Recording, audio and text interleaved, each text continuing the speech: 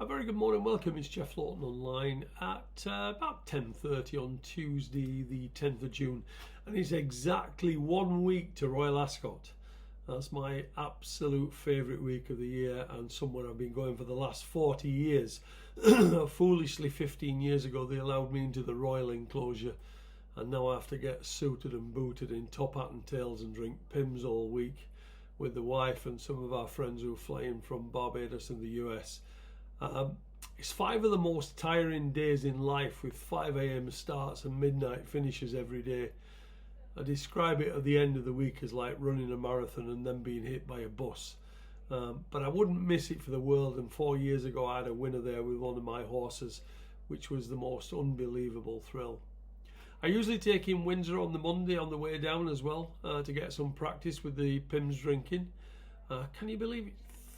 £46 a jug, I think, for something that is 90% ice, fruit and lemonade, but all in all it's just the best week of the year. So I said yesterday I won't be doing any videos from next Tuesday onwards until after Ascot, but I will be creating a special group who just want my bets for that royal meeting. There won't be any bets from anywhere else, but if you want my bets just for Royal Ascot, then drop me an email at the email address below, or send a text to the phone number that I've left. Now, if you followed me yesterday, I would have thought you should have done quite well. Not only did I put up 2 or 3 winners, or 2 out of 3 winners I should say, but I also tried to steer you away from 2 short price ones that weren't particularly strongly fancied. Let me tell you, avoiding a loser is just as important as backing a winner. I always say that the art to winning is not to lose. That sounds very simple and very stupid, but it's so true. The art to winning is not to lose. So if you can avoid losing, you're almost guaranteed to win. Anyway, a very good morning, welcome to anybody who's new to the channel. If you are new, just to say this is not designed as a tipping channel. You'll find all those all over the internet and any social media platforms.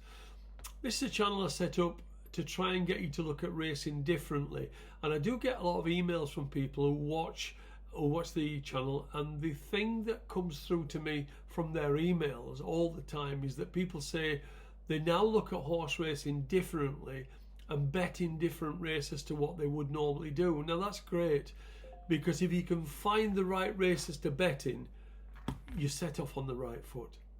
So I'm going to cover a few races for you today. Before I do that, as I always say, please hit the subscribe button so you get to know when I put these videos up.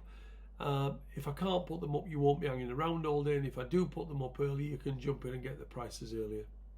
And if you want to be a little bit more select or have a few more quid on the normal, have a look at my private service. 7 winners from 12 bets this week with a 15-point profit. In fact, in the last 6 weeks we made 123 points profit, which is phenomenal.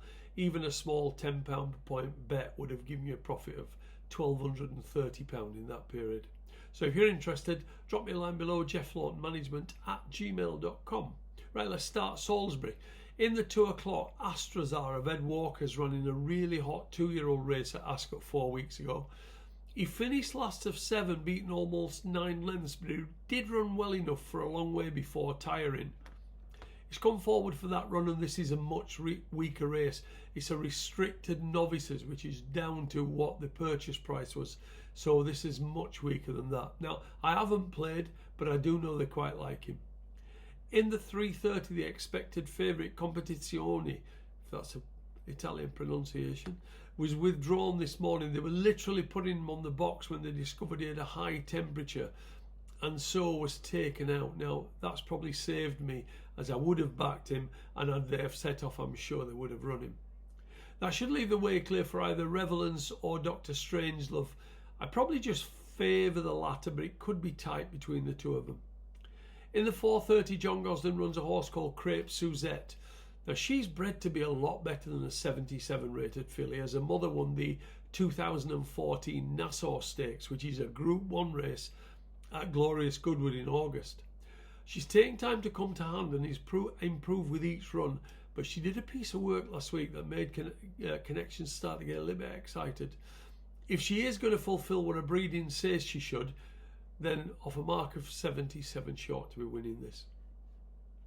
At Catterick this evening, the 540 Vibrant Pearl of Paul Midgley's has run 2 solid races so far in his career. He was second on debut behind Fluorescence of Ed Bethels, who was only then just beaten off a mark of 85 on his handicap debut. He then ran in a 4-horse race at Pontefract and looked the winner, but was just headed late on. The third horse that day was 1.5 lengths behind, was Radio Star, who is second favourite here. They meet on identical terms today, and Radio Star is far more exposed than Vibrant Pearls. I see no reason why the placing should be reversed. In the 640, Nova May seems to be getting her act together and was beaten last time by a well-handicapped horse. She's drifting in the market, and I don't quite understand that drift. At Wolverhampton this afternoon, the first race is quite an interesting maiden because Michael O'Callaghan sends one over from Ireland that cost 205,000 guineas at a recent breeze-up sales. Now, I'm told they think this should easily be able to pick up a novice race without being anything special. But my information is that Comet Strip of the Crisfords could be quite smart. He worked last week with an 84 rated holder horse and kicked that out the way. Now, admittedly, it wasn't a flat-out racing pace gallop, but ever since they've put him into training, he showed that he's above average, and he would be by far the best 2-year-old that they have introduced so far. In the 5:15, the favourite here is Anifika's Beauty, trained by a very good friend of mine, Pete Winks. I've known Pete for over 30 years from when I used to manage bands, and Pete was the lead singer in a fantastic band called Teaser. I'm sure most of you wouldn't know Pete, but he has recently recovered from a very serious illness, and I wish him nothing but the best. He only has a very small stable that doesn't get too many winners, but this horse won recently at Pontefract. He's booked Billy Loughnane and he's drawn in the 2 box. I know he's very keen on it, but without having a bet, I'll be keeping everything crossed for him. So I'm going to leave it there. There are 4 flat meetings tomorrow, which I'm already getting stuck into.